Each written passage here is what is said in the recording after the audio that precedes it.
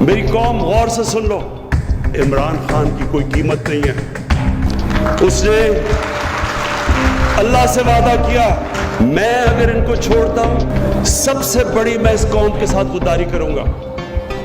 آج میں اگر چپ ہو جاؤں، میں ان سے مکا کر لیتا ہوں، سب آرام سے بیٹھ جائیں گے، آرام سے ملک چلے گا، کوئی افراتفری نہیں، کوئی شور نہیں. مجھے خوف خدا ہے، مجھے اپنی آخرت کی فکر ہے، ووٹ کی فکر نہیں ہے.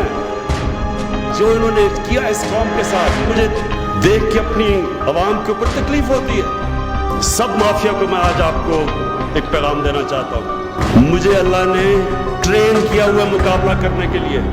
میں ایک اسپیشلسٹ ہوں مقابلہ کرنے کا. میری کھیلوں کی گراؤنڈوں میں 20 سال ٹریننگ ہوئی ہے.